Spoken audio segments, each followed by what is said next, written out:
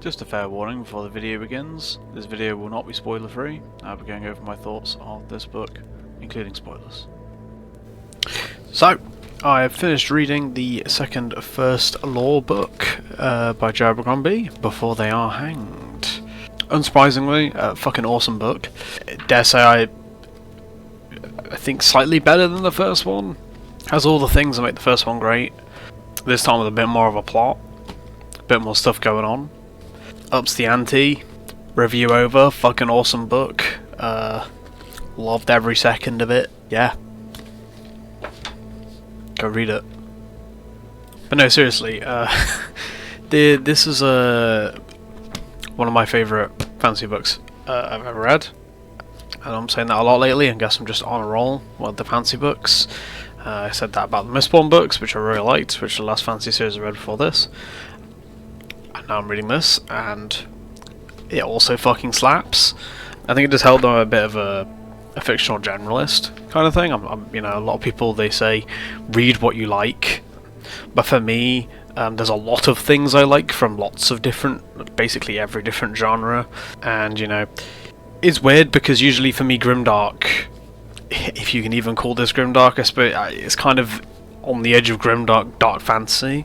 Usually not my favourite thing.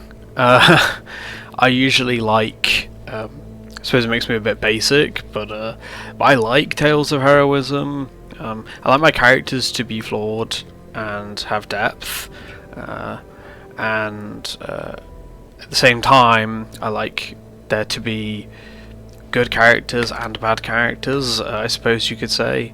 I think the best thing that a work of fiction can do is when you read it, you see a character or a person in that fiction that makes you want to be a better person. And for me, that is what that is really the greatest strength of fiction. I don't know if these books have that. To be honest with you, there aren't any characters in these books I would seek to emulate.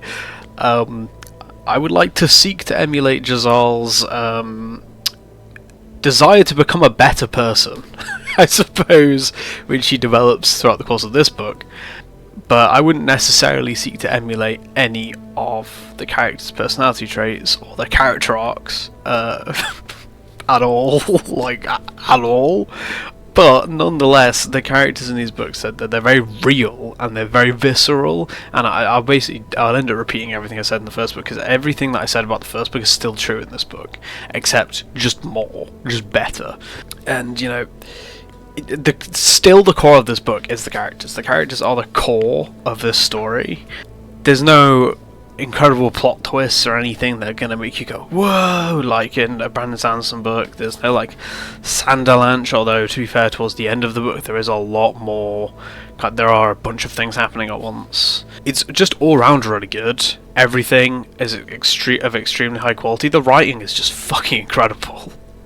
Basically, that is the core of what makes these books great so far, is that the writing is just fucking awesome. And I think I'll do for the intro, but I'll go on and talk about all the little things that I like about this book. And I'm going to try and make this one a bit shorter than I have my previous videos, because my last one was way too long, and to be honest with you, they're a pain in the ass to edit. So I'll kind of quickly name off all the things that I liked, all the things that I thought were great. And to be honest with you, up front, I don't have anything bad to say about this book. So yeah, just gonna go on to talk about the things that I liked about it. So first I want to talk about the plot, because this is kind of the weakest part of the first book, because it's kind of non-existent. There wasn't really a plot. This one, on the other hand, has three main plot lines. They're all very good, and all very interesting, and all had very good endings, I thought. And everything kind of tied together in a neat little bow, and it left plenty of wondering what's going to happen in the next book. So overall, just to touch on it, the plot itself was very good in this book, I thought. It's not kind of a winding plot, it's not got many plot twists or anything like that, but it has this kind of... Dogman has this dogged dedication to realism, I suppose you could call it, in which if something can... I kind of like to think of it as, if something can go wrong, it will. And that's basically what goes on in these books. pretty much nothing goes well at all for anyone in these books and throughout the entire thing, apart from Glokta. And even then, it doesn't end up that great for him really overall. So, you know, these books kind of they're kind of, you kind of learn to predict them. When I got about halfway through this book, I realised, I was like, oh, okay, I see how it is. These characters are the ones who are the disposable ones. These characters are the ones who are going to develop and become attached to you. And this is basically whenever anything bad happens, whenever anything happens in plot-wise, and something bad can happen, it will. And kind of if you follow that assumption, a lot of the time you'll be right about predicting what's going to happen. So it's somewhat predictable once you understand how the kind of narrative is laid out, but nonetheless really fucking good. Doesn't really matter if a story is predictable if it's really fucking good. And again, the quality of the moment to moment writing in these books really fucking carries that. So I'll talk about the three main plot lines basically and talk about what I thought about each of them. The first main plot line that's going on in this book, that continues on from the ending of the first one, is Baez and his expedition through the Old Empire to an unknown destination. Now, this one was the most mysterious and also the most interesting from a world building perspective. So there was a lot that was going on in this plotline, and this plotline was basically world building the plotline, and also heavily kind of laced with lots of character development, and was fucking just, for me, it's hard to choose which one was my favourite plotline because they all had different things that were really good. But this one was probably the most engaging, just because it had the most engaging character arc nestled within it, which I'll talk about a bit later. But this it was a really fucking cool plotline. It starts off with basically Baez, Jezal, Ninefingers, Ferro, and a couple of other companions like Malakus Kai, who is Baez's basically apprentice, and then there's, I think he's called Longfoot, I can't remember exactly his name, but he's a navigator, and his job is basically going to be to show them where the fuck to go. He's been all over the world, he's part of the Navigators Guild, and basically their job is just to basically take you from A to B throughout the world, and they know their way, all the efficient methods of getting from A to B, wherever you want to go.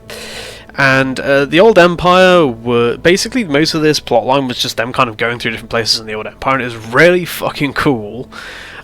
This is where it kind of becomes extremely obvious to you as the reader that the world of these books is in a serious fucking dark age.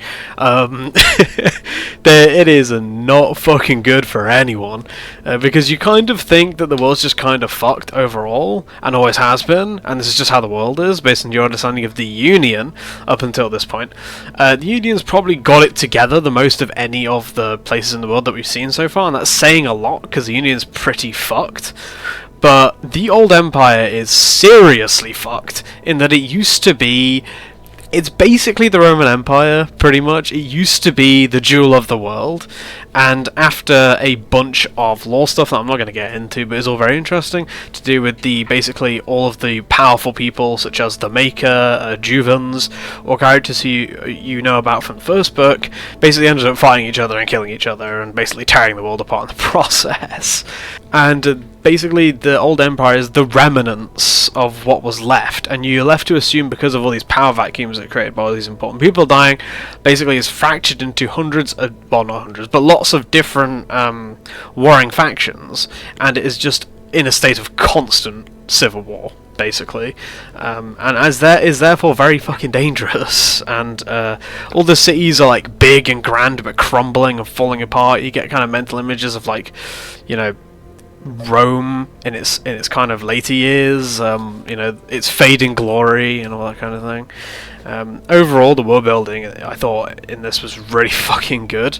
There wasn't... Joe Abercrombie knows when to just tell you stuff and knows when to show you stuff, and he does a good mixture of show and tell, and it's all really well done, I thought. And this plotline also has some of the fucking coolest set-piece moments in any book I've ever read.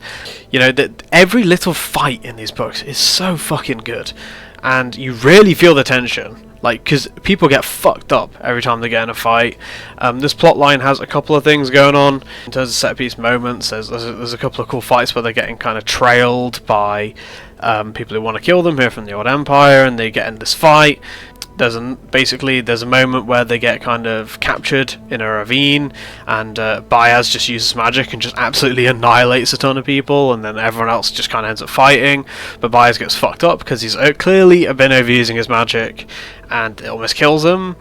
And then basically this fight breaks out where Jezal just freezes up and just falls on the floor, and Logan almost dies because he doesn't help. And really cool scene in general, like all the action scenes in this book, in these books. They really feel like a Quentin Tarantino film, but I'll probably talk about that later. Yeah, so this plot line, it kind of is kind of generic, because towards the end, in terms of like the overall arcing story of it, because towards the end of the book you're told that they're looking for this ancient artifact called the Seed by Baez, and the Seed is basically a rock from the other side, which is basically the world of demons that once was, and to my understanding, part of this world, but was sealed off by basically Juvens and the Maker and that lot, who are basically all originally half demons. And this Seed is described as what it does to you, and the things that it's described as doing sound very similar to radiation sickness, so I don't know if this is a deliberate thing by Joe Abercrombie to kind of like equate magic to some kind of weird science or manipulation of physics or something, I don't know, but I thought that was really cool. But ultimately, it's the fucking story of Lord of the Rings. You go on a big journey and you go find the secret artifact. Except that it ends a bit differently in the when it ends, they go find it and it's just not fucking there. So they've travelled halfway across the fucking world for no reason, and nobody's very happy about that. So yeah, overall pretty shitty ending for the main characters, who Jezal, Ninefingers and Ferro, who go through a lot of awful shit to get to basically risking their life time and time again, almost dying multiple times. Not to mention how fucking awful the journey was, just from the standpoint of an experience. There were times where they got to experience and see some of the most beautiful places in the world, but those moments of beauty and moments of wonder were few and far between, and generally it was a hard journey. Yeah, pretty shitty ending for everyone involved, but nonetheless a really good plotline. If you don't mind the fact that it is kind of just... You don't find this out until the end, basically, towards the end, but that it is basically them just going to Mordor to get, you know that plotline, that classic fantasy plotline. But it does kind of get, deconstructed a bit at the end, so that was pretty cool. Overall, a fucking awesome plotline. I'll talk about the character stuff in the character section, but the character writing is phenomenal, and there are some great fucking character arcs going on during this journey that are really well weaved together. Next is the war in Angland. So this is a war that's going on between Bethard and his Northmen and the Union forces. Bethard is the king of the north. He was originally basically a clan leader or chieftain who had desires to become more, and basically began to scheme and campaign his way through the north, and basically forcefully unified it into one group. It's made pretty clear throughout the book that the people in the north generally aren't in favour of that. Culturally, they like to have their groups, they like to have their tribes with their chieftains and follow people they respect, not people that they feel they must because they're king or whatever. This kind of view of monarchy and becoming leader through any way other than earning it. The characters in the north repeatedly show disdain for this, and that's exactly what Bethard has done. Basically, his children, for example, are not very well liked, and they will go on to lead the north, despite the fact they hadn't earned it. And then there's the Union, which obviously is it's the centre of the world from the perspective of the characters that we read this book from, for the most part. Most of the characters are from the Union.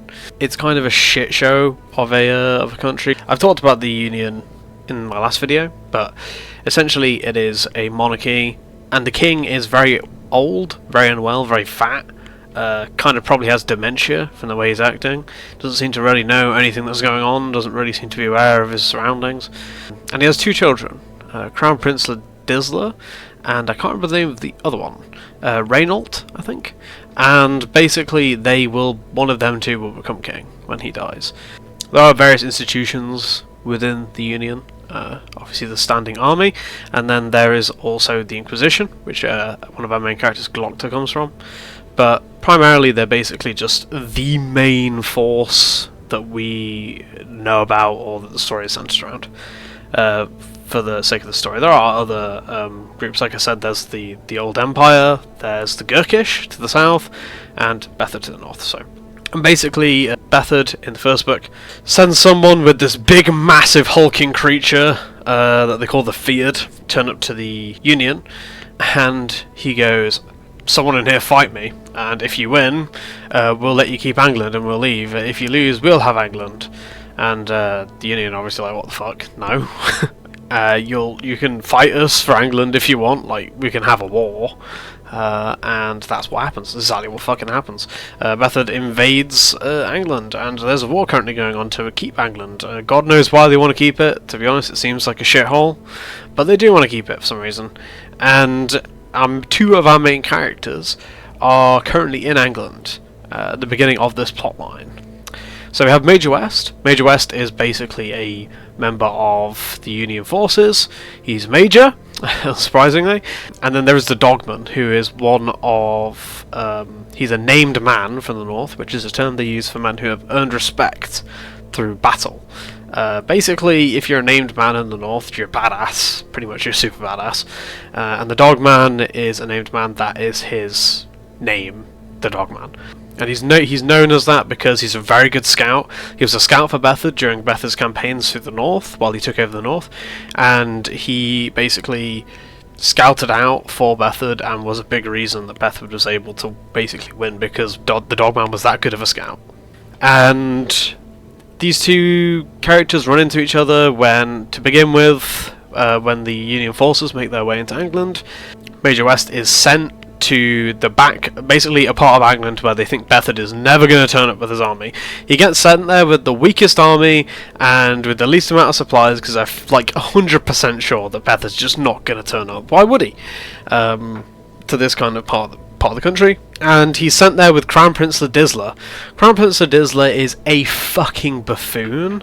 He's deluded. He's basically the worst possible thing you could imagine when it comes to, like, the worst possible outcome of a monarchy, right? The main problem with monarchy is that, you know, it's great if you've got a good king who's nice and kind and is treating his people well. The problem is that his son might be the world's biggest fucking arsehole the world has ever seen. And this is basically what is the case of Prince Ladisla. To start off with, he basically just seems like he's just deluded, he's sheltered to the extreme, and later on we find out that he's a rapist. So, yeah, generally he's just a piece of shit. Major West gets sent with him to go kind of disappear and basically keep him safe away from the action, keep the Crown Prince safe. Naturally, because this is the first lore books, that is not what happened. Bethard turns up and wipes them out. One of the best scenes in the whole book is the battle in which Major West they try to basically, Major West suggests that they immediately run away to the Crown Prince, and the Crown Prince just goes, "No, we're going to get glory, my man, we're going to go and fight them, my man, we're going to go and become well known forever, we're going to be in the history books, my boy." And they just go and they get wiped out. They get fucking wiped out. Everyone dies, and naturally, because it's the first lore books and there can be no good outcomes, Crown Prince Ladisla is one of the only motherfuckers who survives. Pretty much everyone else dies. Major West finds Crown Prince Ladisla, manages to grab him, they manage to escape, and for a lot of the book, they're basically following Bethard in the hopes that Bethard will make his way to the main Union force, and they'll be able to let them know ahead of time as basically as scouts that Bethard's coming. During this journey, Major West has a really great character arc, I think. Fucking murders the Crown Prince in rage when he catches him basically attempting to sexually assault one of the women, a woman called Cathill, who is with them, one of the survivors from the battle, and Major West just loses his shit and just pushes him off a cliff and just kills him. As he deserved. You know, that's what you get. So yeah.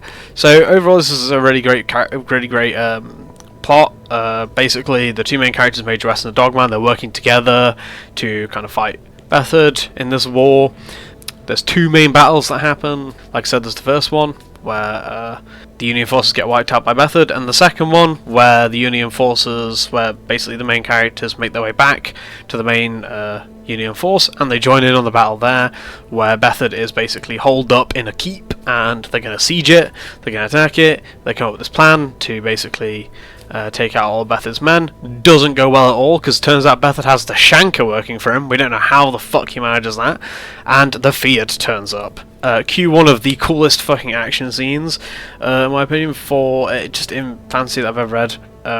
Was fucking awesome. Just all the action in this book was absolutely phenomenal. There's this bloody realism to it, where it's just one hit, one kill. Basically, it's just the main characters hit something, it dies. They get hit, they die, and that's how the fucking combat goes. There's a couple of really cool moments in this plot line. Overall, it's just kind of a bunch of different battles going on, but at the same time, there's a lot of character stuff going on with Major West and the Dogman. And overall, kind of the end of this one was kind of a tearjerker. They end up having this big battle. Three Trees dies fighting the Fiat, and the Dogman almost dies fighting the Fiat. Cat Hill, who is basically a member of the crew, who I'll talk about later, who they kind of pick up, a woman from a penal colony that they pick up because she's a smith. Her and the Dogman kind of shack up. She gets shot with an arrow. The Dogman tries to save her. The Shanker shooter, he tries to save her, tries to take the arrow out, and he can't pull it out, it won't come out, and then Three Trees goes, well, you've got to push it through, and it's in her ribs, and he's like, well, then her only chance is to push the arrow through her body and pull it out the other side. They push it through, and she starts screaming and everything, and then, Dogman starts bandaging her up, and he's like, you're going to be okay, you're going to be okay, and then Three Trees puts his hands on his shoulder, and he's like, she's dead. She's dead. So yeah, overall, a great time for everyone. Pretty fucked. And then it ends with the Dogman basically becoming the new chief of a bunch of Northmen who defected from Bethard to help the Union forces, because they don't respect Bethard. They don't respect his use of magic, because he has some weird magic bullshit going on that he's using to win these battles, and they don't respect his use of the Shanker. They don't respect his use of this big massive fucked up monster called the Fiat. So overall, a great plot line. Probably the weakest for me, but had the best ending, I think, of all of them. So yeah, overall, pretty great. Don't have anything bad to say about it. The character stuff going on, really good. And the last one, which I think overall was of the highest quality, which is unsurprising. I think that most people would be unsurprised to hear this, having read the first book, which is The Disappearance of Devaust and the Siege of Dagoska. Now, basically, Glokta's plot line in this book is he gets sent to this place called Dagoska, which is basically just a tiny little protectorate, just across the sea into the Gurkish's kind of continent. They have this imagine just this tiny little isolated Union power just by itself on this massive continent full of Gurkish that they won in the last war, the war that Glokta actually fought in and became what he is today as a result of. He's originally sent there to try and find out why his previous, basically Devaust, who was a member of the Inquisition in Dagoska, disappeared, and he was also sent there to take over. Glokta turns up, he takes over the place, and he begins to investigate why Devaust has disappeared. And a couple of important things happen. Basically, the first half of this arc is Glokta doing his normal Inquisitor stuff, where he's trying to work out who made Devaust go missing. It has some really fucking cool moments. At the start, Glokta turns up, and he basically demands to find the people who were around, or who were nearby when Devaust disappeared. And the Inquisitor at the time there goes, yeah, sure, we've got them locked up. So Glokta's like, brilliant, let me go interrogate them. Awesome, great start. So he turns up, and two of them are already dead, apart from one, and they're all just strung up, and they've been tortured. And Glokta's like, what the fuck? These are like 14-year-old kids.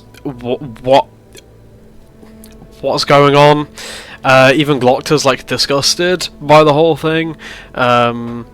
And then they're like, yeah, we didn't get anything out of them, we just kind of tortured them. And Glokta's like, there's one girl left who's like 14. She's just like fucked up and tortured. She's basically dying, and Glokta's like, let her go. They let her go, and he's like, arrest them.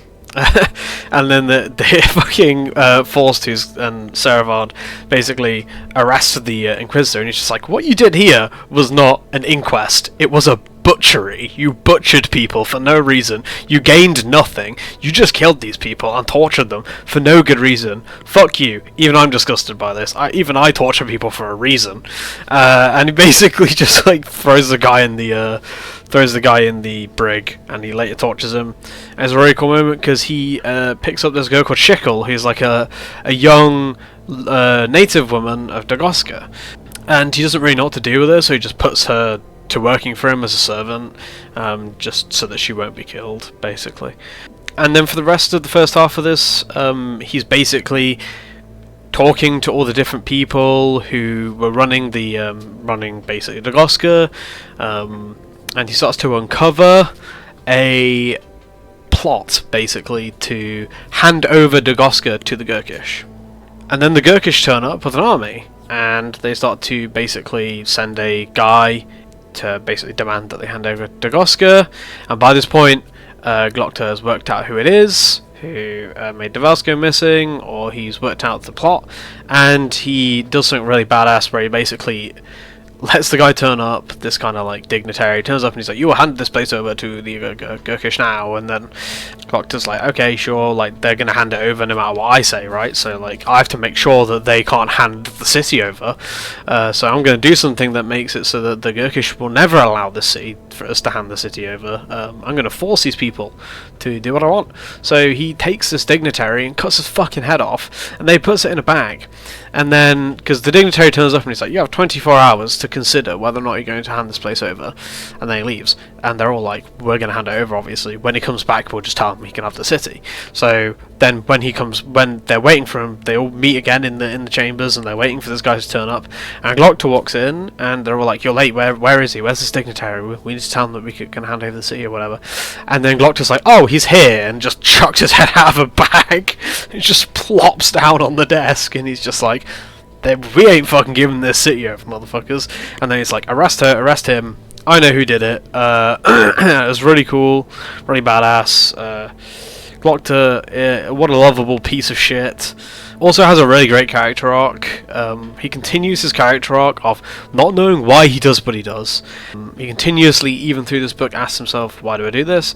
And he has some great moments where he kind of like spares a couple of people and kind of shows a glimmer of his humanity a little bit. And then there's also the second half of this plot, which is where there is basically a siege going on of Dagoska, and basically Glokta has to hold the city from the Gurkish for as long as he can, and he's told by Sult, his boss, there will be no reinforcements. You have to make use of what you've got. The answer to that, what he has, not a lot. A bunch of natives who hate him, a mercenary who cannot be trusted and has been known to betray his employers before for someone who pays him more, and that's it. That's all he's got. He manages to hold the city for, I think it's 2 months, and overall the siege was really well written. Everything going on was really interesting. And in the end, Glokta is attacked in the night, just before he's about to leave, by Shikel. And it turns out Shikel was an eater, which is a type of kind of, it's a type of Margus, basically, from what I can tell, and basically they eat people, and when they eat people, they get superpowers. They get specific superpowers. Each eater gets a different power. Shikel's was that she feels no pain and can't die, and she's super strong. Pretty fucking overpowered, and it takes basically the entire crew just to hold her down and kill her. Yeah, overall this is a really good plotline. It ends basically with Glokta going back home and being forced to yet again damn an innocent man. One of the main plot points in this book is that the bank turn up, and basically a banker turns up and gives him a shit ton of money in exchange for a favour later in time.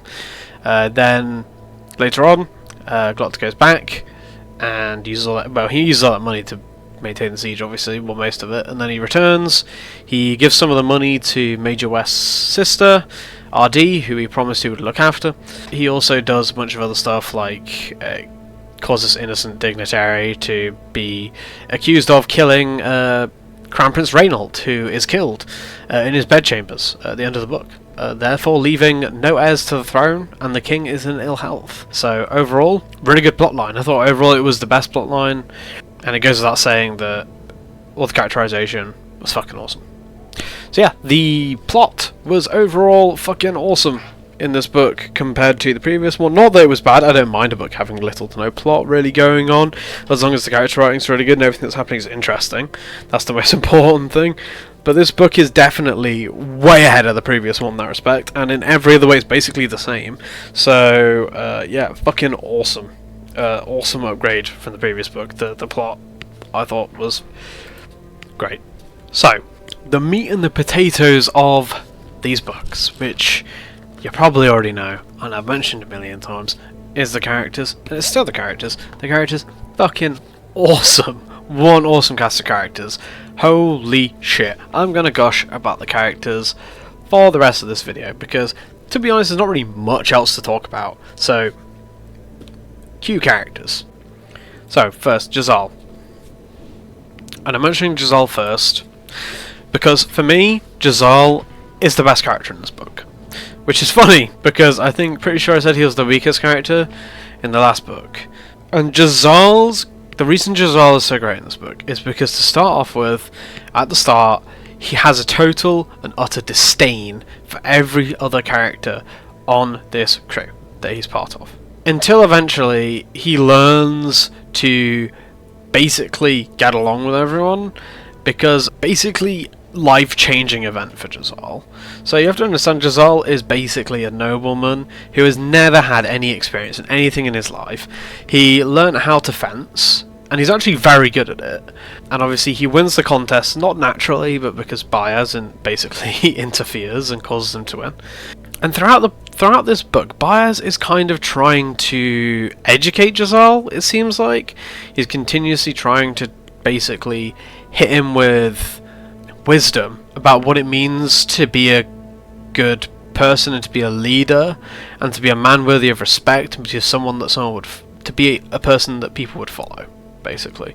And for the first half of the book, Jezal is basically spitting on it, he's shitting on it, and he's just laughing at it. And the only reason he's listening to any of it is because he's scared Baez might fucking kill him if he doesn't. Because Baez has literally exploded multiple people in front of Jezal up until this point. And Jezal has basically a character arc in this book of being torn down and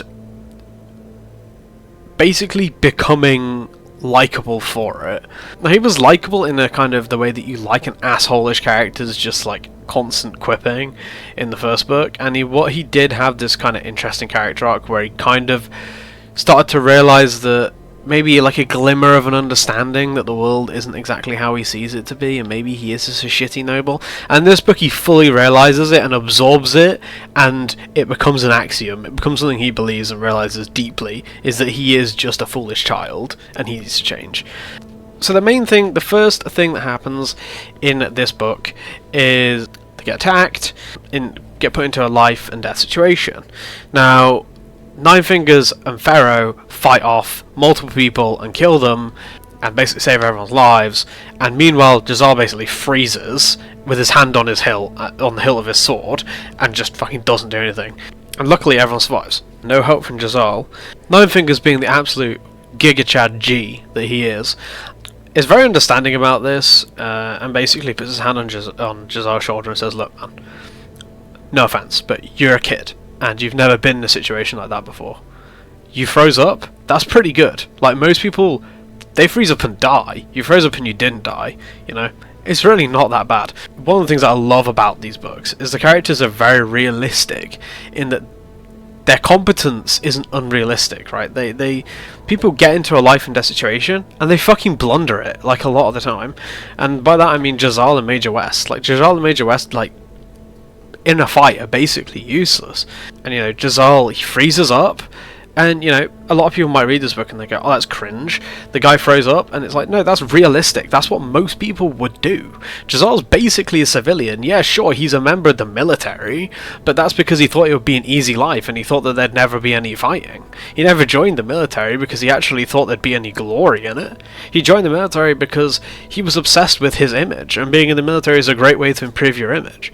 He never wanted to be a hero. And maybe he did in the back of his head a little bit, like he wanted the glory, but he never thought about the reality of getting that glory. He never thought about the reality of war.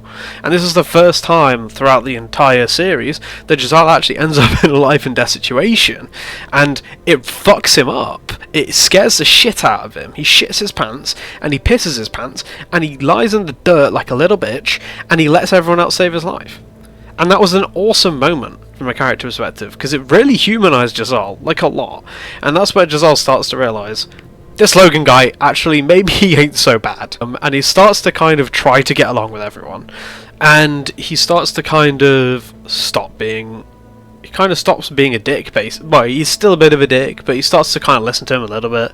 And it kind of... it knocks him down a peg or two so that he feels kind of like he's only slightly above everyone else now. And then he realizes that he's just a kid, you know. And then later on, they get into another fight. Well, not a fight, but basically they're being chased by people who want to kill them, basically. And it gets to the point where they have a car, it has all their supplies on it, they can't survive without the supplies, so they need to protect the supplies to survive. They can't really run away. So basically they find somewhere where it is advantageous for them to fight in, like an advantageous position. They stay there. They say, Ninefingers says to Jezal, stay with the car, stay with Bayaz, because by this point Bayaz is like catatonic. He's like, stay with Bayaz, stay with Malachus Kai, stay with Longfoot, stay here. Your job, if anybody comes, protect them. If you get in trouble, scream and we'll come running. Just stay here and don't die. Okay? And Jezal's like, I can do that. Cool. Then Ferro and Ninefingers, they go and they actually fight. And they kill a bunch of motherfuckers. And Ferro has some super badass moments. We'll talk about that in her section. And then two guys turn up to the car to come and attack everyone at the car.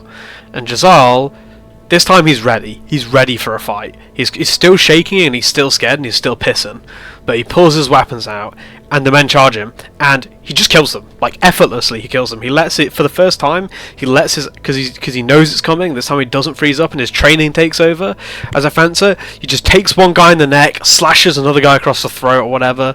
They're dead. Like that. It's like instant. He's just looking at his swords and he's just like, I did it! I fucking did it! Yes! I'm not useless! And then he gets knocked the fuck out. And then the next thing is that he wakes up in excruciating pain.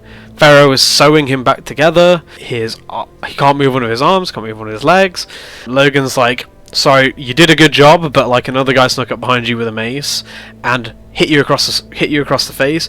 Your jaw's broken, your arm's broken, your leg's broken. He was beating on you for a bit until Malachus guy picked up a fucking frying pan and beat the guy to death from behind with it.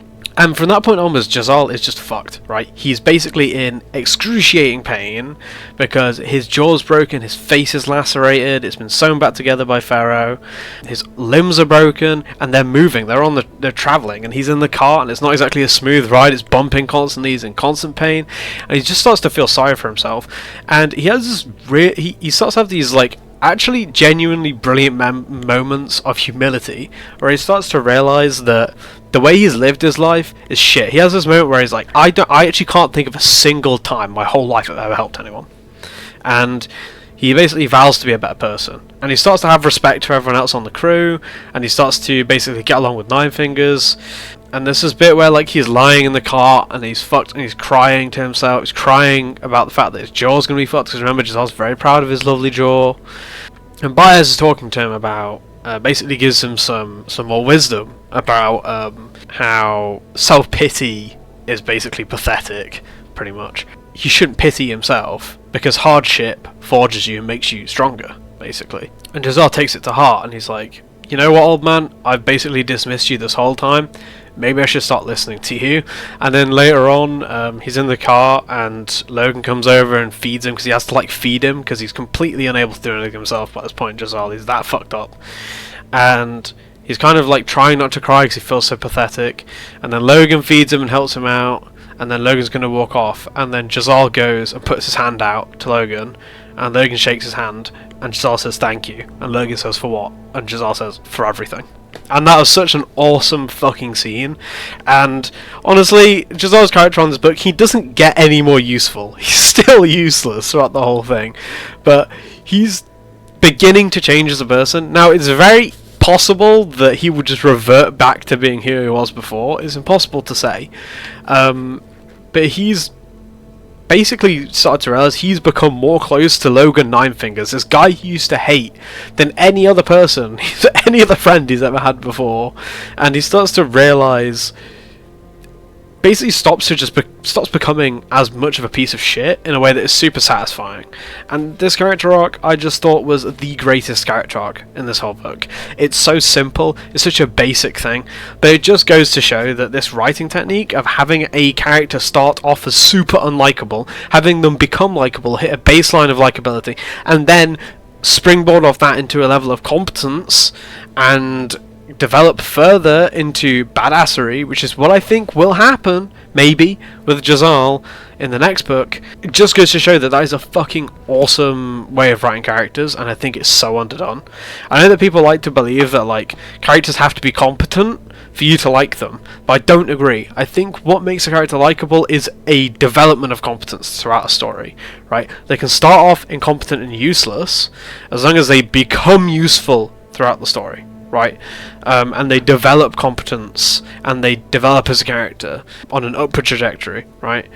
And that, but the thing is, if you think about it as a graph, you can be below the bottom of the graph and make your way up to the baseline. That is still developing as a character, and this is, to me, the best character arc in this book. And for that, Jezal gets the longest section when I'm talking about characters, and he gets my seal of favourite character, a seal of approval for favourite character. That's the thing now. It's not. I just fucking love Jezal. He was my favourite character in this whole book. I could not wait for his chapters. It got to, after the moment where he had that kind of heart-to-heart with Logan, and he said thank you to him, thank you for everything. For me, that was the moment where Jezal became my favourite character, and he probably will continue to be my favourite character. What a fucking character arc. God damn, I'm going to stop gushing about this. Next character. So, Logan Ninefingers is the barbarian from the north that we know from the first book. He is a named man, and after the events of the first book, he basically makes his way to the Union, through meeting Baez, and the reason Baez wants him on this journey is because Logan has the ability to speak to spirits, which is an inborn natural magical capability, which we see him do in the first book a few times. In the first book, he kind of like sucks a flame spirit under his tongue so that he can keep the fire with him, and he speaks to the spirits by like smoking some weed basically and getting high at the start of the first book, and they don't really tell him much. They're kind of useless, and they're kind of dying out, or they're going to sleep or something. But yeah, that's his unique ability that he's on this crew for. And also, he's a great bodyguard and a great fighter and a badass. So there's that. Ninefingers, he's a great character just because he's so likable. I didn't really have anything to add about Logan from the first book. He's likable. He has this kind of like regret about the past that makes him inherently sympathetic, and he has this like weird on and off romance with Ferro in this book, and which actually I thought was really well done. They kind of couple up, and they have some really great moments together in a way that it feels very realistic. You know, they're both damaged people. They've both been through a lot. They're both extremely traumatized by their pasts. They both have serious issues. It's not like therapy exists in this world, so it's not the kind of thing they're going to fix. So, you know, they kind of had this unhealthy but nonetheless extremely endearing relationship that they have going on. And also, Logan has just one of the best sex scenes in any book ever. I'm not a big fan of sex scenes in books. I usually think they're kind of pointless. Like, I feel like you can just have characters make out and then start to have sex and start pulling each other's clothes off, whatever, and then fade to black. That's the best way to do it for me. Because a lot of the time, sex scenes to me, they come across as like almost pornographic, like I'm supposed to be aroused, like I'm supposed to like beat my meat to it, like it's supposed to be sexy. It's never sexy, you know. Like, Logan Ninefingers is cool and everything, but I do not see him as a sexy dude. I don't see him as like he's not like the man himself, if you know what I mean. Like, I'm not thinking of the man himself, and when I'm thinking of Ferro, I'm not exactly thinking of it's not really kind of my cup of tea. I don't know. Like, a lot of books I really like. I very rarely read a sex scene that doesn't seem like it's just written to be pornographic to me or sexual. I'm not here for that. I'm here for good characters and good character arcs. And don't get me wrong, sex is an important part of relationships and should be included in stories. Okay, sexual tension, things like that, are an important part of the writing of a romantic character arc. And I'm not saying those things shouldn't exist, but I don't just necessarily want to read the sex in prose. You know what I mean? Like, I'm fine with it being clearly there. In fact, I would prefer it to be clearly there. You know, like, I've read the Brandon Sanderson books recently. Vin and Ellen have sex. It's heavily implied that they have sex, like heavily, but it's not really said. It's not really confirmed. They don't really start making out and fade to black. It's not like happening, you know. I would prefer it to be more than that, but less than most books do with sex scenes.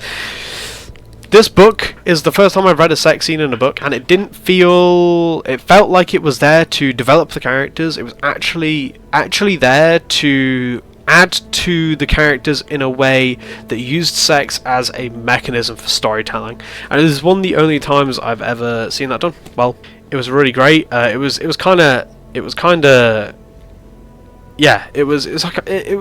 a rare moment of vulnerability between these two characters that do not show vulnerability ever, because they're both hardened people, and it affects Ferro the most. But you know, overall, I thought this was just a great thing. I thought it was very well done. I thought it was masterfully written.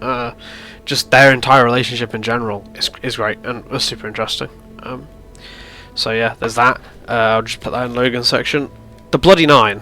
Logan has a really fucking cool Bloody Nine moment in this book, where him and Ferro get trapped in a cave with basically trapped in a cavern with a bunch of Shanker, and the Bloody Nine takes over and just fucking slaughters like 20 Shanker.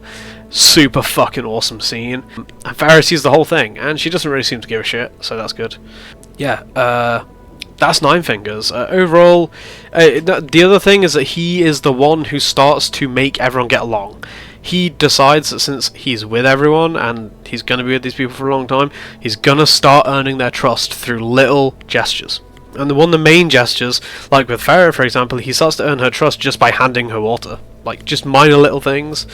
Going out of his way to make sure everyone's okay, talking to people, being friendly to everyone. He kind of forms this like kind of father-son mentor kind of relationship with Jezal that was really heartwarming, and I actually thought it was really great. And they had I thought a great relationship throughout the book.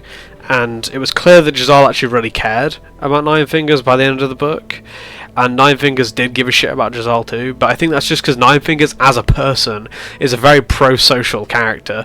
Like, despite his proclivities for violence, shall we say, you know, with his original crew, he's obviously a natural leader. He's a natural people person, and that really comes across in the text, in the way they speak to one another and in their interactions. So yeah. Ninefingers is still fucking awesome. He has all the things that make him great in the first book. In this book, just more. It's just more Ninefingers. And yeah, a great relationship subplot, which usually I'm not a super big fan of. I thought it really deepened Ninefingers as a character. Kind of peeled back that hardened Ninefingers exterior and shows a little bit of the vulnerable Ninefingers, like the part of him that he doesn't necessarily show very often. Yeah. Fucking, what a surprise. Awesome character writing by Joe Abercrombie. Ninefingers continues to be a fucking phenomenal character. Next up, Ferro.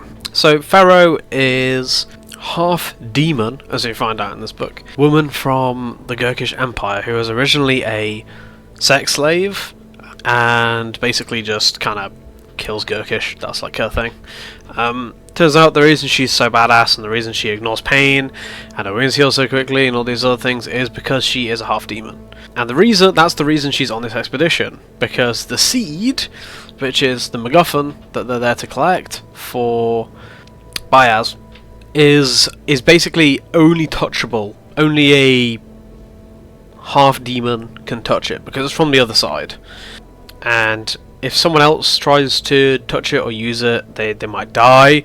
Like I said earlier, it kind of has a similar effect to like radiation poisoning. Like your hair falls out and then you die. Like a wasting disease type thing. And that would not affect Ferro. So that's why she's there, because she can touch the stone. And also she's a perfect candidate because Bayaz reveals later on he intends to use the seed to destroy the Gurkish Empire. Or at least Khalul, who is basically his lifelong rival, who's also a Magus, and the head of the Eaters in the Gurkish Empire. So, Ferro has a great character arc in this book of coming to trust Logan.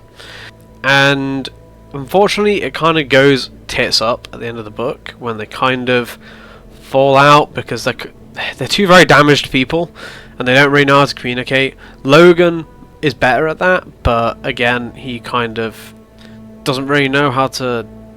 He's the same as her in that respect. They're both damaged individuals. They're both people who've been through awful shit. You know, the kind of thing that scars you forever that you can never fix. They've both been through that, and it shows in their relationship.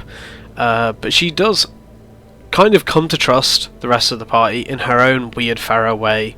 Unfortunately, at the end, it turns out the seed is not there, and Ferro loses her shit because she thought the whole reason she was going along with it was to get revenge on the Gurkish, and Bayaz is like, well, it ain't here, so we've come here for no reason. Later on, they're on a boat, and basically her and Logan have a discussion about what they're gonna do. Logan kept telling her throughout the book, you need to have more than revenge in your life. And then when she asked him where he was going to go, he says, well, guess I'll go back to the north and get revenge. And she's like, well, you're a fucking liar then, because you've told me this whole time that revenge isn't good. And she's not very pleased with that, but she herself admits that it would have been so easy for her to explain how she felt to Logan. Would have been easy to explain how she really felt, but she just feels like she doesn't have it in her, like it's just not a thing that she can ever have happiness, and it's really sad actually. But overall it was a great character arc. I'm really interested to see what happens with Ferro in the next book. I feel like her character arc is going to be one of like degeneration and kind of going back up, maybe. We'll see. I'm not really sure what's going to happen with Ferro. Ferro's the most mysterious character in the book for me, in the series for me. I don't really know where we're going to go with that. Yeah, I have some predictions. I'll make a section on predictions later, but I don't really have any predictions for Ferro, really. I suspect she will find the seed, and if they will find the seed, I think it might be in the Maker's house, I suspect, which would be a bit of poetic irony considering they went there before. Her character arc of kind of this breaking down of her psychological armor that she's built up around herself was really good. Her and Logan kind of sleeping together, and I don't mean... although they do sleep together, as in bang, they also just sleep together because they're kind of coupling up. And there's a scene with her later in the book where she's kind of like telling herself she shouldn't have been fucking Logan. Why should she be doing this? She's like, it's fucking stupid that I keep allowing myself to be comfortable because it'll be taken away from me, and then my life will be shit again. It's better just to be uncomfortable all the time and unhappy all the time, because then you don't have it taken away from you.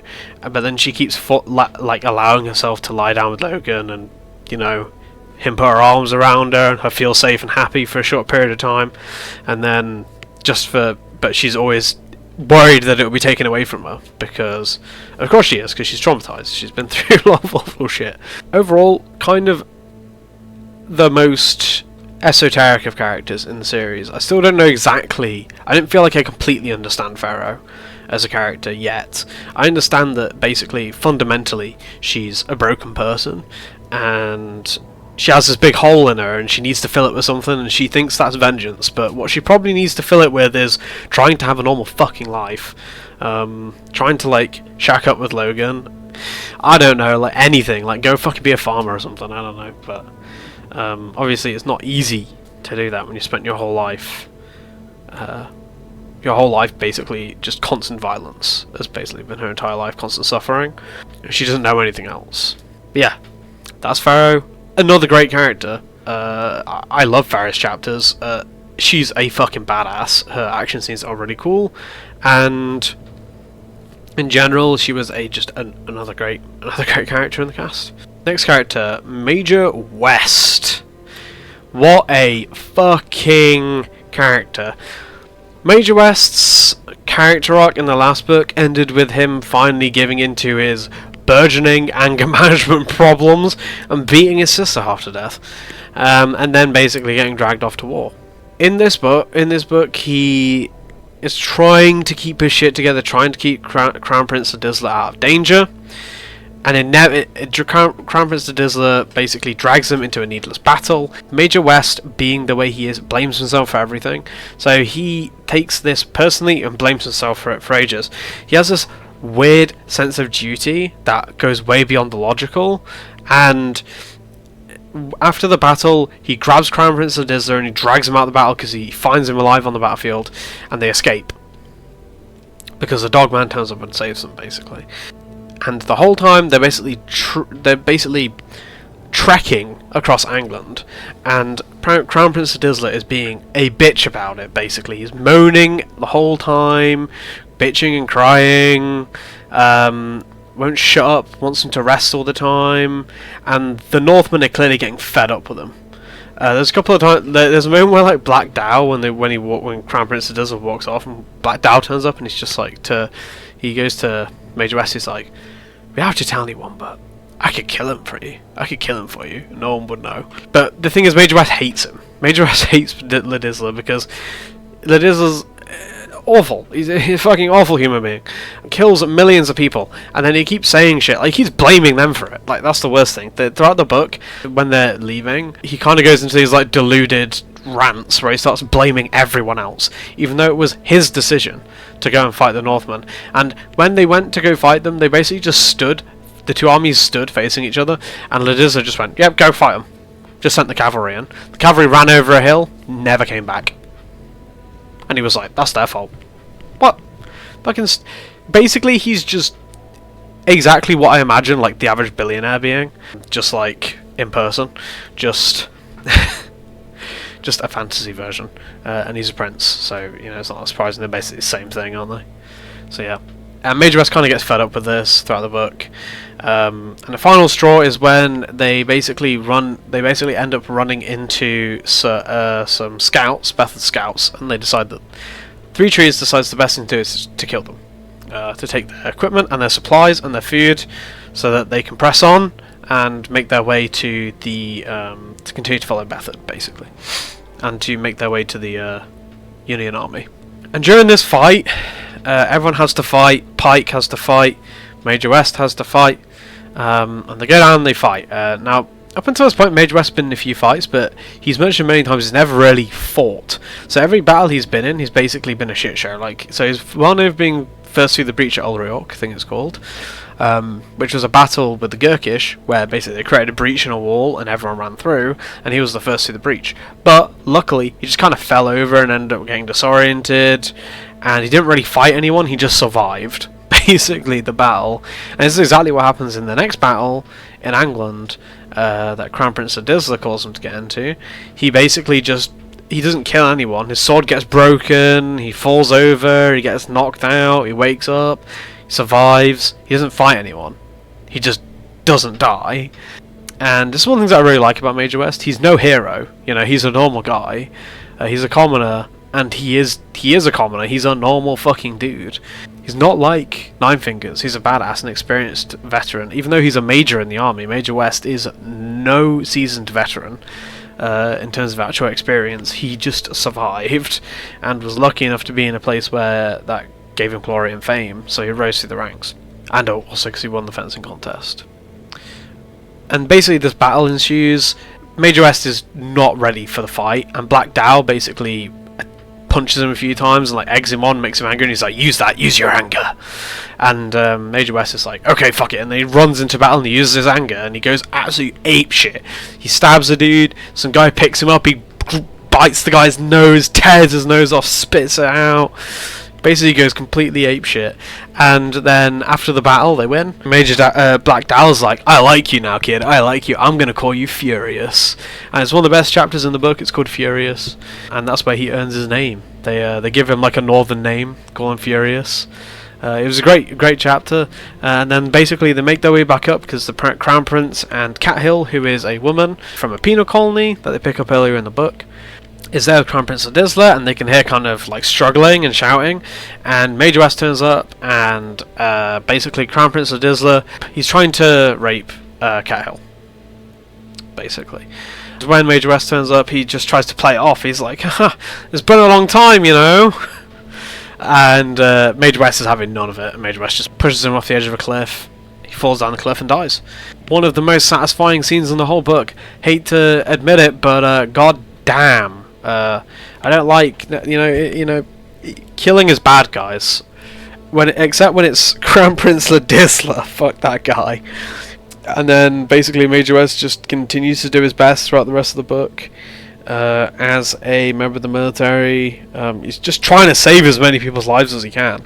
But again, he's basically just a cog in the machine. Like, there's not really much you can do. It was pretty good. He had a pretty good character arc of kind of just becoming increasingly unstable due to his anger management problems that are becoming increasingly difficult to control. Gives into them, sees red, kills Adizla, feels like shit, feels like he's failed as a officer of the army. But I disagree. I think he did a great job. I think he did the best thing he could have done. So yeah, another great character with another great character arc. Dogman became one of my favourite characters in this book. They have a great story in general, the Band of Northmen, that were once Logan's old band, and after believing Logan died, Three Trees became the leader of this band. And he decides to go south to warn the Southerners of Bethard and the Shanker to try and stop people from dying, because the Shanker are kind of like just appearing everywhere. And so they make their way to the south, and they end up running into Major West, which is one way to put it. They basically make a cheese wire, and then they trap them and capture them, and then go, we want to join you. And Major West is like, fuck it, you're on board. And they basically scout out for Major West. And overall, these chapters are really good. The Dogman is just kind of a really likable character on a really basic level. His dialogue and his inner voice within the text is really distinct and really great, and I just really enjoyed reading his chapters. He has kind of a character arc where he kind of ends up accidentally ending up as the leader of this group of Northmen at the end of the book, and he's not ready to be a leader, but he's forced to be, because Three Trees heroically dies in a battle against the Feared, and Dogman is basically the only one left. I mean, there's Toldaru, there's Hardingrim, there's Black Dow left, but Toldaru and Black Dow hate each other, and they're the two more notable men of the group. Hardingrim doesn't want to be leader, and Toldaru and Black Dow both agree they won't follow each other, so it has to be the Dogman by process of elimination, and he ends up becoming the leader. And it ends with Dogman basically like burying Three Trees and Cat Hill, who he was kind of shacking up with, and he kind of puts his hand down the dirt, and he's just like, I'm gonna try my best. I'm gonna try my best, Three Trees. And overall, I mean, he's just a really likable character, so I don't really have much to say about him. He's not got much depth. He doesn't really have a character arc compared to the others. He's not really developed much as a person, but he's just kind of, he's realistic, right? Not everyone is super multi-layered. Some people are just simple people who like simple things and have simple lives, and the Dogman exemplifies that idea, right? He is just a dude who's fighting, because he don't know anything other than fighting. He's got a good sense of smell, and he likes booze and women. And when it comes to Cat Hill, like, he starts to shack up with her, he starts to develop a relationship with her, and she dies, and he feels responsible for it, and he feels fucking terrible, and he almost cries in front of all the others, and it's like just realistic shit. Like, it's just raw, it's just, he's just fucking raw. They're raw dogging that characterization with him. Like, he just is a great character. There are different ways to write good characters, right? You can have a character who's super multifaceted and has depth, and you can write a character who's just really fucking likable. And the Dogman scores like 10 out of 10 on the likability scale, you know? Like, he's a masterwork of just making a character that's just likable, and at the same time, you know, it doesn't matter where you stand on the scale of depth there, because you're just a character that people like to see in the book. And every time I get a chapter from the Dogman, I'm like, nice, it's the Dogman. Let's see what he's getting up to. Again, he's kind of a side character, but he feels like he's becoming more important now because he's become a leader. That is the Dogman. Another great character. Last, but certainly not least, is probably the most complicated character of these books. Glokta. Inquisitor Glokta. War hero turned torturer. And now he has been sent to Dagoska, which is, as I mentioned previously, basically a tiny little Union-controlled city on the coast of the southern continent, which is owned by the Gurkish. Now he's been sent here because his predecessor, who was the head of the Inquisition there, went missing, so presumably is killed. And Glokta's been sent by Salt to work out what the fuck's going on and to get the situation there fucking under control. Because it's not under control. It's fucked. Because the Gurkish are going to come back and take that place over, and Glokta has to do something about it. Or his head will roll, because Salt is not a particularly kind master. So, Glokta is that same character he was in the last book. It's just more of the same in this case. But what we get to see of Glokta this time is kind of the growing of a sense of purpose within him. He kind of he becomes the leader of this town, of this city, and he protects it in a siege for a long time. And there's like a shadow of trying to be a good person a little bit in this. Only a little bit, because don't get me wrong, Glokta's a piece of shit, awful human being. You know, he's a torturer, he tortures people for a living. Not exactly well known for his kindness. But there are multiple times throughout this book where he spares people, and that is they're very profound moments, because Glokta kind of is not a fan of himself. He knows he's a monster, he knows he's disgusting to look at, he knows pretty much everyone hates him. So when he gets those few rare moments to do a good thing, he takes the chance to do it at great possible expense to his own well-being, which is the most important aspect of the good things he does. Because it doesn't matter if you do good things if they cost nothing, right? Like, you should be doing good things every day if they cost you nothing. You know, if you're like walking down the street and someone asks you, where's the doctors, and you know where it is, you should give them directions. That costs you nothing. A small act of kindness of helping someone, they don't make you a good person, they're just expected of you, right, as a member of society. What really decides whether someone does something really, like, is a core factor in deciding whether or not something that someone is doing is actually altruistic, is if it comes at great cost to oneself, right? In this case, he spares multiple people's lives. So he spares the life of the main conspirator to hand over Dagoska to the Gurkish. He spares her and lets her live because he very rarely gets a chance to save anyone, basically. He spares Shikel's life, even though later on she turns out to be an eater and tries to kill him. And he does a couple of other things, like he goes out of his way to save RD. He tries his best to save the people of Dagoska, but it doesn't work. And this arc is kind of one of trying to do the right thing, but kind of failing, and not really having the tools to do things in a moral way. Glokta's primary tool of doing things is still going to be torture. You know, you can only do things so well. You can only be so good of a person if your primary tool for getting things done is torturing people. But Overall, Glokta's story, and he has moments where it's like there's this wonderfully multifaceted, layered character where he has moments of like introspection that just are phenomenal and just feel incredible. Like, to read from the perspective of you, I feel like I'm reading a masterwork of characterization when I read from Glokta's chapters. If I had to choose a character and say who was the strongest character in these books, it's got to be Glokta, even though Jezal is my favourite. So, Jezal is my favourite character, but Glokta is definitely the most kind of... He has the most depth, he's the most morally interesting of the cast, and that continues in this book. It doesn't change. He is just as great in this book as in the last one, and the story that he has of uncovering this kind of this conspiracy, while also undermining the Gurkish and maintaining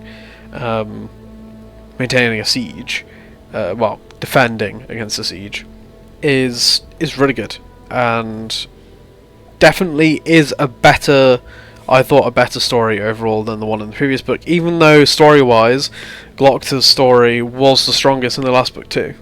So Glokta's plot they had going on of like hunting down the Mercers and everything was really fucking interesting in the last book, but this one is just far more interesting, I think, and Glokta's kind of actual characterization is great as well. He has this great kind of relationship that grows with Vitari, who is basically an Inquisitor that's sent with him, who is mostly loyal to Salt, but her loyalty's kind of changed to Glokta once he decides to take her with him when he escapes to the Union, when he could have left her to die. And later on we find the reason for that is because she has children, and she has a family in secret, and she didn't want to be separated from her children. She didn't want to die and leave her children orphaned, which adds an entire other dimension to her as a character. There's some really great scenes with Glokta and her throughout the book. Overall, just a fucking awesome arc, and all of Glokta's little relationships he forges with all these members of the council, fucking beautiful. Honestly, what a character. So yeah. Overall, the characterization in this book, unsurprisingly, considering, in my opinion, that's Joe Abercrombie's thing, is fucking awesome. Joe Abercrombie writes action so well. It's bloody, it's visceral, it's gritty, lots of people die, it's... characters are constantly getting fucked up. One of the things that he does really well is he writes injury really well. This is a thing that I don't like about fantasy in general, is I call it the JoJo's effect. I don't know what to call it really, but I call it this because in JoJo's Bizarre Adventure, JoJo's Bizarre Adventure Part 3, the main characters in that, I don't know if you've seen this or not, but if you have, you'll know what I mean, but the main characters in that will get like fucked up, like they'll get like holes punched in their chest and shit like that, and then the next episode, like 3 days later, they're just fine, and it's never explained how that occurs. Nobody can heal, if I remember correctly, in their group, so it's like characters just get like beaten within an inch of their lives, and then they just are fine the next time something happens, right? In fantasy, I find that happens a lot, where characters get wounded and they don't act in a realistic way. If someone rams a knife through your leg all the way through, that's it, you're done for. Like, you're on your ass, fam. Like, you are fucked up. You can probably take like a couple of lacerations, like sword slashes and stuff like that, if they don't go too deep. But realistically, like, unless you're a super badass, unless it's your unique trait as a character that you can take a lot of damage, like Logan, for example, or Ferro, unless there's a specific story reason that you can basically sustain many wounds and not go down, you should rarely be defeated in combat after taking a serious wound. If you get stabbed or run through, that's it. You're donezo, fam. You can maybe do one heroic thing, like you can do like a heroic death where like there's a sword through you and you're gonna die, and then you keep fighting and you die anyway. Fair enough. That's fine as long as you die at the end.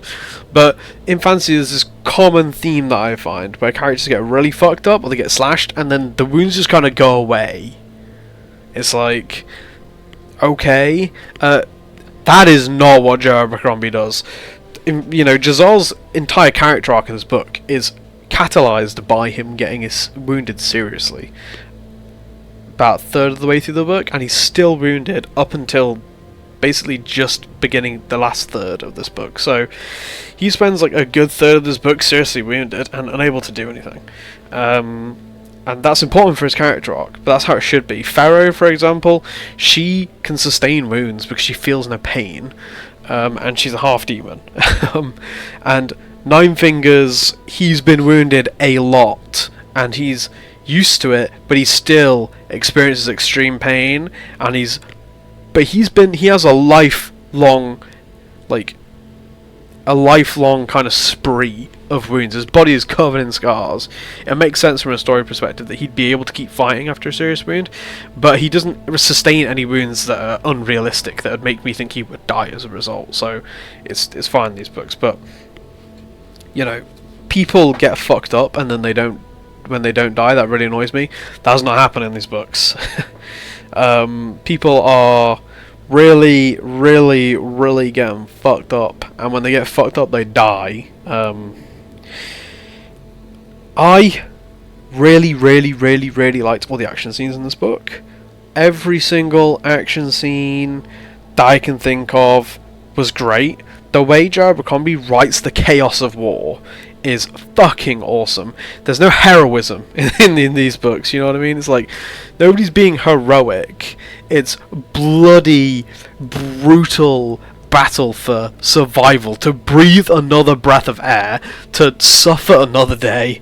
That's what battle is in these books, and it's so well done, and it's so well written, and the way the characters have a very realistic relationship with death and war as well. That's another thing.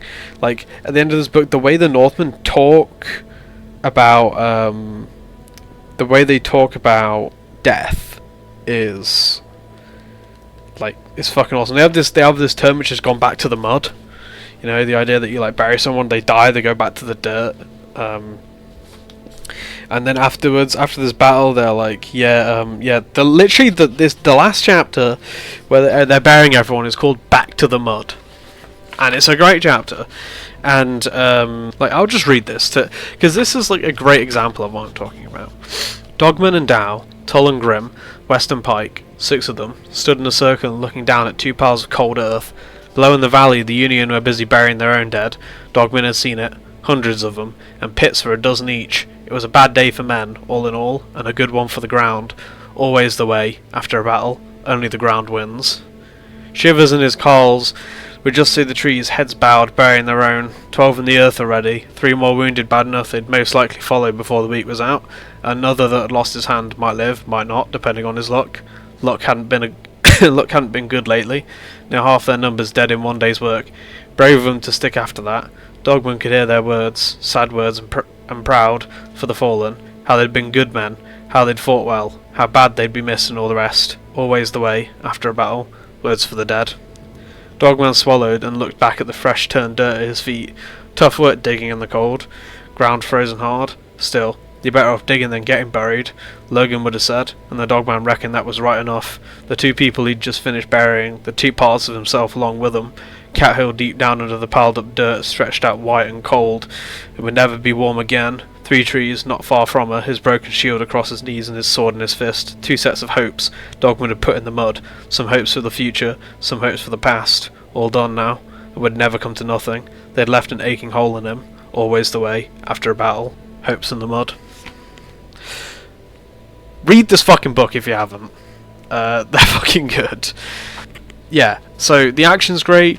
Just the way the stakes are, the way everything's so life and death, every little battle, every little fight, every little pitched kind of like skirmish, like this little fight that Logan and the crew have with these guys who've come to kill them around this, basically just around a Stonehenge because they're getting chased and they can't run away, felt real life and death. Like, I would not have been surprised if someone had died in that scene, and Jezal almost did. Jezal got seriously fucked up.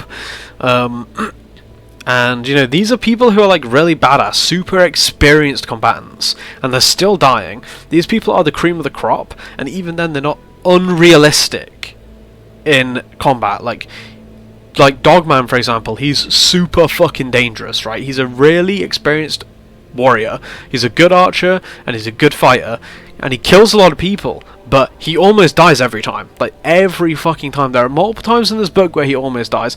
There's one scene where they go and they try and take out some scouts, and they have this plan where Dogman's going to shoot one, and Grimm's going to shoot the other, right? And then Dow will run out and stab the last one and kill him, and then there'll be no, like, they won't be able to call out or scream or anything, and then there won't be any reinforcements. And they fuck up the plan, because Dogman, because he's stressed, because they're about to get into battle, he forgets which one he's supposed to shoot.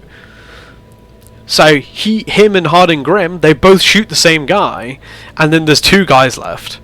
And then things go real to shit, and then Dogman ends up on the ground with a guy pushing a knife down on him, and he's on the ground doing everything he can to hold this knife back, and it's like going into his neck, and that's when Dow comes over and fucking takes the guy's head off with an axe, and he just survives. And this happens all the time. The characters are constantly battling death, and it's grim, and it's realistic, and it's great. And also, just the way the combat's written, it feels like, I'd say there haven't been any fights in this book that were as good as the end of the first book, which was like a fucking 20-page long epic battle between Logan and a bunch of Inquisition people who came to kill him. Fucking awesome that was. But most of them aren't far off that. So if you like action, these books have got it in spades. But the fighting is few and far between, but all the battles that you see are fucking awesome, especially the Bloody Nine battle. When the Bloody Nine comes out, that slaps. Just the way that, like, the Bloody Nine is written. Like, the Bloody Nine will be like, oh yeah, he laughs and the war's laughed with him, and shit like that. It's just so cool. The weird thing about the Bloody Nine is the way that his, like, battles are described is almost this kind of naturalistic element to the description. Everything is compared to, like, a natural thing in nature, almost as if it's like this primal spirit that's taken over Logan's body. It's almost as if, like, it's like a force of nature, the Bloody Nine, and it's just fucking awesome. It's horrifying, but it's cool as fuck, man. It's like 5 pages of pure fucking masterful combat. I can't recommend it more. So yeah, I kind of rambled a lot here, but the things that I really like about this book that aren't the characters and the plot, this kind of way Joe Abercrombie writes life and death situations, the action, among other things. So yeah, the world building also was really good in this book. I thought the world building is very light in these books, and I really like that actually. I think that the world is super interesting and stands on its own 2 feet, and the things that you're shown are all you need to see. And it's really there's no kind of like just digging into the world for the sake of it. Everything that you're shown is shown to you for a reason, for a story reason, and for maybe for a reason for you to understand some context within society, to understand a character arc or something. So overall, fucking awesome book. I have nothing bad to say about any of these elements whatsoever. So, since this is the second book, I'm going to make some predictions. I've not read the third one, and I've not started it yet. It is here, and I have yet to start reading it. Right way around. Here. So I've yet to start reading it. What a fucking sick name. I don't want to say the names of these books. Absolute instant classics. The Blade itself, I think it's a Homer quote about how weapons just existing incite violence. The Blade itself incites deeds to violence or something like that, I think is the exact quote. Fucking awesome name for a book. This one, Before They Are Hanged, what a fucking name for a book. I think the quote's at the start of the book. The quote is, "We should forgive our enemies, but not before they are hanged." What a fucking quote to name your book after. Sick. And this one is The Last Argument of Kings, and I think I know this one. I think this is, I can't remember his name, he was a French king, I think, who wrote The Last Argument of Kings or something on his cannons or something like that. and that was like his argument. His argument for why he should be in power or whatever was just because he had it on his guns. But yeah, the names of these books are fucking awesome. Already got distracted. Yeah, predictions. So, for me, a couple of predictions. I'm fairly sure Baez has this whole fucking thing planned. Every little thing that's happening in his books, I think is part of Baez's great plan. It's pretty clear to me that he is grooming Jezal for leadership, so I don't know if he's planning on like overthrowing the government and putting Jezal as the leader. Glokta does say at the end of this book, when he's talking about the political situation, about the council deciding who will become king, since when the king dies, since currently there is no heirs, he does say there may be some kind of like the council would prefer a weak king that they can control, and also there may be some kind of like external person who turns up at the right time and they just kind of are popular, so people just vote for them. I think that might end up being Jezal, because Jezal gets told a lot about the qualities of being a king and the qualities of leadership, and I want to back this up even further by saying that I think that Baez, so far, he's kind of a kingmaker. He created Bethard the king. He created the original union by backing up and teaching. What was his name? Something the Great. I can't remember his name. The original king of the union. So it would basically be it's basically a theme. It's a pattern of behaviour at this point for Baez to be doing that. Next prediction. I think that the seed will be in the next book, and I think that they're going to find it, and I think it'll be in the House of the Maker, which is going to be really frustrating for them because they were there previously. So I think that's going to happen. The Feared. I think that the only person it makes sense who could take the Feared out would be the Bloody Nine. I think in the next book there's going to be a super cool showdown between the Bloody Nine and the Feared, and that would be fucking sick, because the Feared is clearly pretty hard to fucking kill. I don't know what it is. I don't know if it's like undead or whatever. It's clearly made with magic or is empowered by magic or something as a result of this kind of like witch woman that this kind of wannabe Magus who is working for Bethard. I did have some other predictions, but I don't remember them when I was reading the book. I suspect Major West is going to end up the head of the army at some point, because it looks like the Marshal, or whatever his name is going to die. I think Jezal possibly becoming king is my main prediction. I think Baez has this whole thing planned out. I don't think he's had a setback with not being able to find the seed, but once they find it, he'll be back on track. And I think Baez is he's one step ahead of everyone else. That's what I think. I don't know whether or not it's possible that he actually assassinated the king. The Crown Prince Reynault. I think that is possible, so he could put someone that he wanted on the throne. Jezal, maybe? I don't know. But I don't know for sure. But yeah, and I foresee Glokta becoming the head of the Inquisition by the end of the books. I think he's going to take Salt's place. And if Jezal ends up becoming king, I think that Glokta might end up like ruling alongside him as his like Inquisitor, as his head of the Inquisition. I'm really hoping Jezal's character arc of becoming a better person continues into this book. I am expecting him to recede into his old ways a little bit, but I really hope that he goes and he finds RD and he fucking marries that bitch.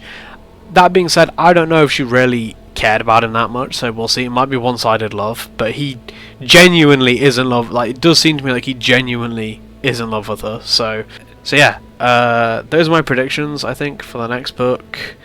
I did have more, but I can't think of them off the top of my head. I've just finished the book and I've got so many thoughts going through my head about it. So, yeah, that's it about my predictions. Hopefully this one's a bit shorter than the last one. I'm going to go on to read the next book. Hopefully it's good. I've absolutely no doubt that it will be good at this point. These are shaping up to be one of my favourite series of books. That being said, we'll see how they end, because for me it's kind of important that there's at least, like, okay, how do I explain this? If you have a grimdark story, dark fantasy, whatever you want to call it, where lots of bad shit is constantly happening to the characters, and their life is just basically pure suffering. I want there to be a happy ending. I know it's an unpopular opinion, but for me, you have to contextualize suffering. What is the point of characters suffering for ages, for years, if they get nothing? Like, if at the end of it is just, haha, suffering is pointless, just die, idiot. Like, what does that tell you about life? What can I take away from this? And, you know, if that is the takeaway, then I think that will really suck. But we will see. We will see if the characters have enough of a development and things end up ultimately a net positive. I'll probably be alright with how it ends. But this is the problem with Grimdark for me, so I kind of stay away from it. You know, like dark fantasy for me, like Berserk, for example, is obviously one of the greatest works of fiction of all time. If you've not read it, go read it. And it's like if Berserk ended and Guts just died, and it was just everything he suffered through just was for nothing. Like, that would be the shittest ending possible. It's like, because he suffered so hard, he has to have a happy ending. If Guts doesn't have a happy ending, and I'm not crying at the end, seeing Guts finally be happy, okay, Berserk was pointless. That would instantly kill the whole series for me. That would be fucked. So I'm hoping that characters at least manage to escape a life of violence, at the very least. In conclusion, I don't know if this might be like the third time I've said this. Fucking awesome book. Easily an S tier book. If I was going to put them on on a tier list, this would be S tier alongside the Blade itself. Also S tier. Yeah. That's that.